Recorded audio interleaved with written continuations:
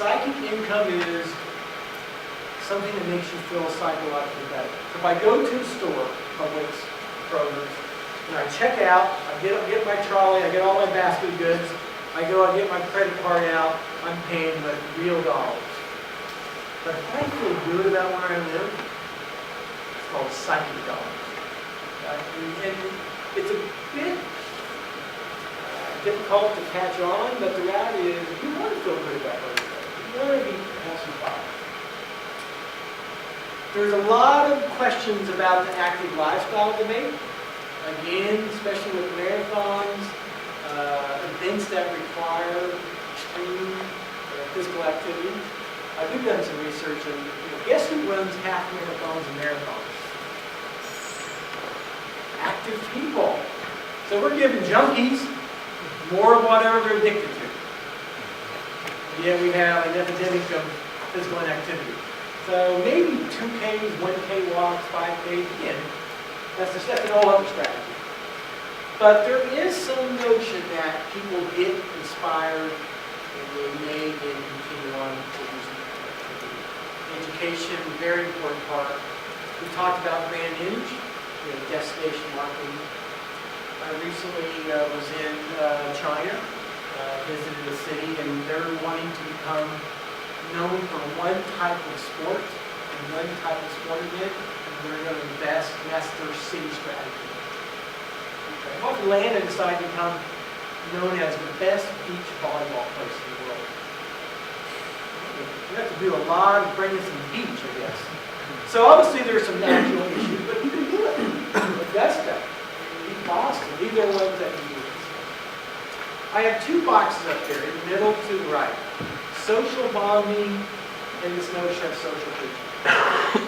So social bonding is this thing that, in my collective group, this event, this sport event, and I mean sport event, these can be recurring as well, actually allows my group to interact better.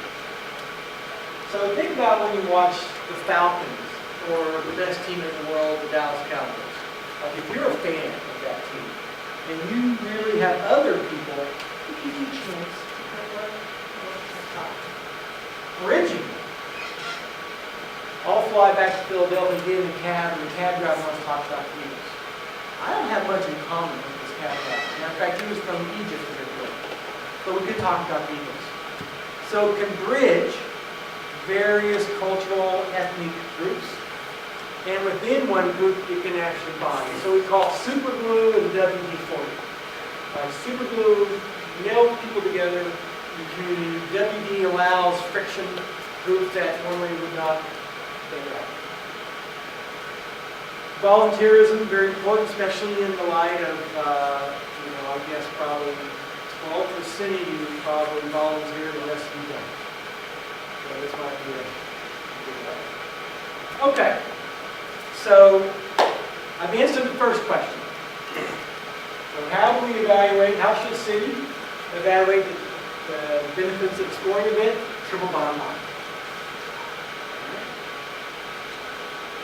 Triple bottom line. Economic, social, environmental. Now, it becomes a little trickier. How do we select? How many days are in a year? Most 365. How many weeks? 52. How many events could I run? I could run 10,000. I can have multiple events on multiple days. So if I'm the city, I'm looking at my calendar, well, how do I get the rowing regatta? How do I get the marathon? How do I get the Army-Navy game? How do I get bid for this event? It's very complicated. Remember, my city budget's fixed. So I want to introduce you to this new concept called design portfolio. Portfolio basically is a term that says you put a lot of things in there. And design is basically this notion of, think about designing computer systems, designing systems. So at the macro level, at the high level, what I want you to think about is the key stakeholders, not only the city,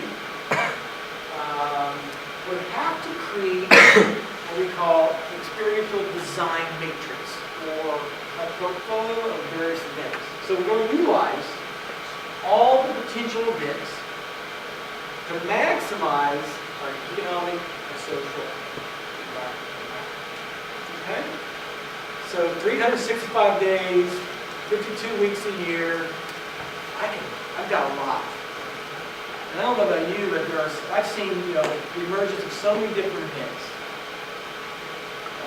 Cultural now, we're really kind of blending sport and culture together. So if Athens sat down and said, look, we're going to manage the experience of people coming to Athens for Easter. Oh, okay, well, I have to get people from different events on board. I have to actually start thinking about residents moving through, tourists moving through. So this is not an easy task.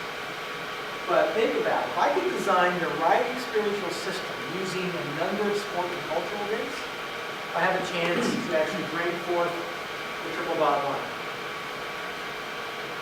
So once you do a system, you have to do some checks. We call it proof of concept. Proof of concept is, hey, I have an idea. I want to do an event once a week. That's 52 weeks. All right? That's 52 events. Okay, let's see how that works. Do we have more money in the city budget after that? So what we have to do is, once we actually selected this, we must be able to evaluate it through this kind of analytic or data gathering. So proof of concept is important because if you want to show return on investment, you've got to prove to somebody what the outcome is. So here are some suggestions based upon this notion of experiential design and such. First of all, you'll see the gray boxes that really talk about three areas. I've talked about the middle one. But the top one is this notion of, does it fit? Strategic fit. Is it feasible? If the city wants to be known for golf, do you have the logistics? Is that the right strategy, overall strategy? I want to be known for ice skating. So this is a tough question. Does the event fit the overall strategy? What is the city wanting to do?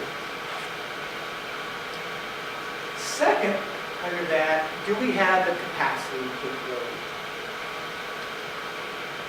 Or is there a mass transit system? Do we have hotels? Do we have water? These are big, high-level things that you must determine your feasibility and logistics. We talked about the middle one. Does each event affect the triple bottom line? And the third is what we call event bundling. This is kind of a new concept. Well, it hasn't been around. I remember doing it back when I was working in the industry. I didn't know it was called this. I was just trying to make more money. So I would put a jukebox in there if I thought people in the golf tournament liked it. So the reality was, it may not fit.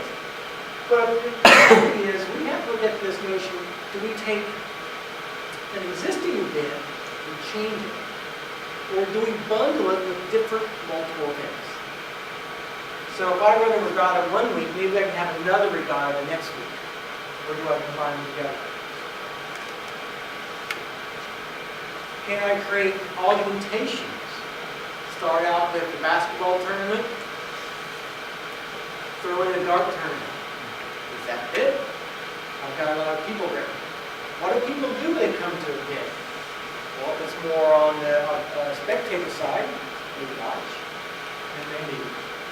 Participant side, they participate and they leave. So, again, this is a tough one. Do we leverage existing ones, get together, or can we change one? And this is where a lot of people break down because of the vested interest among the key stakeholders. If I run an event and you run an event, I want my event. You have to come to me. No. I have to come to you. And I say, fine, let's do a triple bottom line and figure out who gets to do it. Well, we combine it. I think the big craze now is multi-sport culture events. Where you show up for something and you show up for a volleyball tournament and then there's a band playing. and they've got some Dungeons and Dragons game going on competition. They're just bundling things together. It's called throw it on the wall and see what sticks. So, based on the selection criteria, then we have to put our evaluation aspect. And here it gets difficult. If you have 52 events, you have to have 52 different impact reports. Otherwise, you cannot compare apples to oranges. You have to compare the same, using the same metric. So that means that for every single event, you have to have a report. And given the stakeholders involved, you probably need a third party. Which is great, because since I'm here proposing this, I'm also one of the do it. It's kind of like creating business for myself, right? But then again, I'm from a university, I've got credentials, I've got lots of software, lots of analytics. But you need to have that. I don't care if it's a professional consultant or an academic. You have to have somebody who can be able to evaluate it regardless of what the information says. And the last one, in terms of evaluation of the system, is, we heard all about the legal, the citizen society we have, the risk profile, the brand exposure. These must be assessed, but not in relationship necessarily to the residents of the state. Remember that one sign about the key stakeholders? We have to assess them. We have to get their feedback. We've been doing one event for 6 years running, and we get reports. We also get reports from the hotels. So I can actually look at the reports I get from the actual tourists, from their self-report, to the actual bed, the number of beds that were actually filled. I know what the capacity of every night in a city based upon this is given to us, so we can actually cross-validate. We have to. So if you have 400,000 beds, and you run a $200,000 average, all of a sudden you have 300,000 because of this event. It's not very hard to understand that something brought about that $100,000 change. So it can be more objective, large database, or it could be small database, could be interviews, these other kind of things. So let's say we did this system, and we had 4 events: tennis, a marathon, badminton, and motorsport. And let's say we're projecting, this is 2016, and we're sitting around the table, you're working for the city, you're working for the different hotels, outbound, inbound tourist organizations. And I say, you know what, we got to put more money into motorsport. Who's going to vote with me? Who wants to put more money into motorsport? Why not? Who wants to put more money into badminton? Right, what? How about tennis? Tennis is pretty good. They start the way up there and kind of level off. That's a lot of money. $35 million a year, that's pretty good. These charts are great to look at. They're hard to create. But if I had 52 of these, or 400, 4,000 events, that's what a large city would have. 400,000 events. Now obviously, you might say, I don't care about the local events, because we know they don't generate a lot of new dollars. So maybe you pop it up to Mega or Hallmark. All right, that's just an example. All right, so you have to have a scalable evaluation that can say, this is what we're making our decision on. Or I would say, look, I want motorsport. I'm going to find out what happened in 2013. So something's going on. Maybe some sanction or legal thing happened. Maybe, like one event, they lost the Formula 1, had to go to NASCAR type of thing, so they lost some NASCAR. So, again, this could be symptomatic of something else. Overall, this is a pretty healthy impact. Everything is maintained, it's pretty good. Another way is while we use media impressions.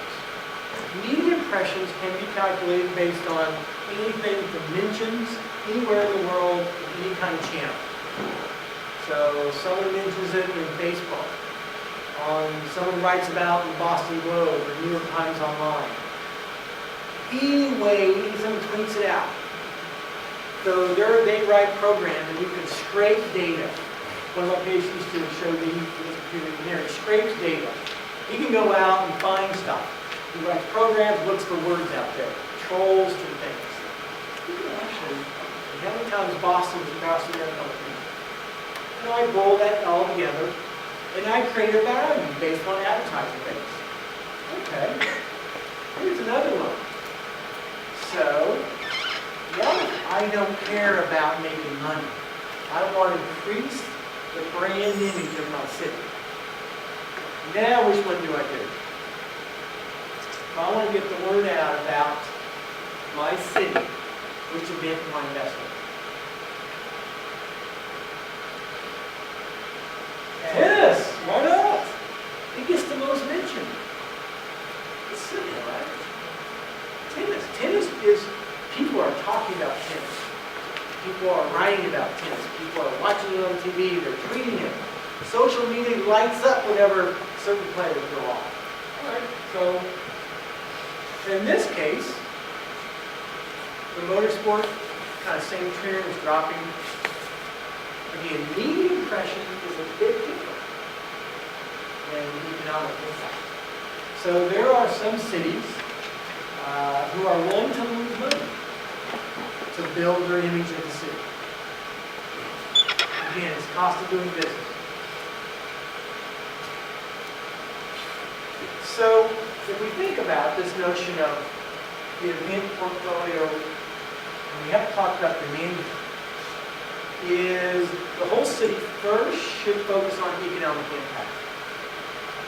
The reason why I say that is if money is coming out of my city budget, constituents want to know where taxes are going. And that's the unfortunate thing. This is very short-sighted, but it is something that's done. So first, you've got to figure out what the economic impact is. You develop your set of criteria. Maybe it's any event that loses money after 3 years gets cut from the portfolio. Right? Maybe it's anything that dropped below after 2 years. These are just criteria you would use. And remember, it's a portfolio of various events, sport events.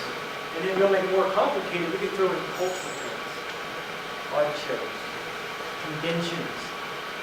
You just keep going. The portfolio can be multiple portfolios. One of the issues that has been recommended is, and this is being adopted in a couple of countries, but they want to find a specific, what we call a niche event, something unique. Maybe it's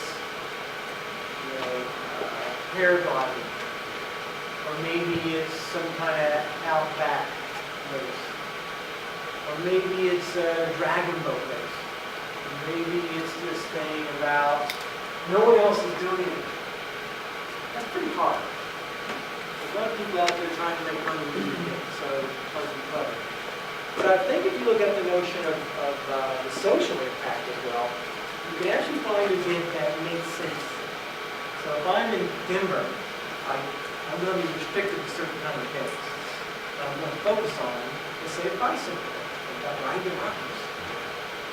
Brand new, that's unique, 7 days, it's great.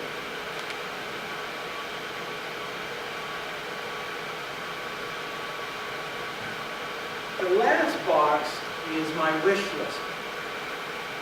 This is a group put together of stakeholders that meet a couple times a year, and they sit down and they design this. They get their feedback. So, I want a commission whose full-time job is to do this. No one's going to volunteer to sit on this commission. It needs to be a proper, paid, non-volunteer, that people get paid from this budget to put money back into the budget. Otherwise, it won't work. You see it with sport commissions. You see it with any group in the city that comes together to try to basically solve some kind of business issue. Same thing. Multiple players, multiple involvement. So that's the wish list. A lot of times what we're seeing is more and more one or two people have full-time jobs, and then they'll be connecting with, liaising with the industry. So my last slide is to leave you with the notion of chess. I'm not a very good chess player. Matter of fact, I played that game, and the 4-year-old kid will beat me every time in like 7 minutes. I'm not very strategic when it comes to chess. But if we think about events in terms of chess, I might lose some of my rook, or I might lose my pawn to gain an advantage. So there's short-term tactics, long-term strategy. So just like in chess, we have to think about what we call our tactical opportunities. So if I've got 365 days a year, I've got multiple pieces, how do I make those around to create short-term and long-term? So we play chess, checkers, any of these games where strategy is about short and long-term. This is what I think we need to be looking for, is this notion of playing chess with our events from a macro level. So again, we talk a lot about, well, what's the capability and capacity. So we're going to have like sport management and event and tourism degrees. We've got to reduce the capability of these people to go out and work in these industries and actually make it happen. So thank you very much. I'm happy to ask any questions. I know I'm 30 minutes early. It's only 5:30, so please, any questions? Yes? How long does it take to prep for a host city? Does that take like weeks in advance or like an event? The Olympics? Yes. It's about a decade. Yeah, it depends on the size of the event. Well, you know, I've run a sand volleyball tournament in Dallas. And it basically takes, you get the permit starting Friday at 5, you come in, and you spend 12 hours bringing dump trucks in. So it would take 12 hours for that, professional volleyball. That's an example. But for a marathon, you're ramping up from the registration process to the permitting to the EMT to the whole thing. You know, that could take much longer. I know I'm not answering your question, I just think. It depends. How's it? I would like your thoughts, based on what you talked about in relation to like the social games, where it seems that the primary driver, at least, and an argument can be made, the primary driver in terms of image was political currency for Putin in his own country. I mean, they were peripheral service quality was terrible. They're shooting dogs in the street in front of tourists. I mean, alleged. But as long they said as long as the Russian people were happy, then Putin was happy. So I'd like your thoughts on those things. Yeah, I think there's again, it's the kind of social impact. We definitely put in place here. The Beijing Olympic Games was basically about politics. So I agree. I think that's a huge element. I think that there's only been maybe 1.5 games that have made money in the Olympics. When Olympics lose money, FIFA, well, this is on the tape, I think. So yeah, I think political currency is huge. But those are big agreements. So those are the main agreements. We talk a lot about the profit that we can get from what the city can get from those sorts of events, but when we're talking about your experience in Australia, it seemed that there was also this cost, ultimately the social cost, that is probably the financial cost. So how do you factor in those disgruntled citizens who are like, oh no, not that marathon, or oh my gosh, I can't go to the That's a great point. And you know, obviously, I'm giving you the positive side. You're good. I didn't give you the bad and ugly. Residents get displaced. Big events, they actually leave. I think that the exit surveys for residents say it's a necessary evil. If they can see, and I do know that I've benefited because I've got new roads, new transportation from that event for like 6 weeks. Huge issue. Because other ones voting. Other ones voting for the politicians. Other ones going to stores. So it's a real tension. But normally, if the story can be told, then who's telling the stories? The key stakeholders. If they spin it right, the residents say, wow, I guess we are making money. But the city says, I don't know if it's worth me. I spent about 220 extra hours because of this event. Australia still, got no complications. So when that road started closing, we driving our traffic around 220 hours. So there's definitely a dark side of tourism.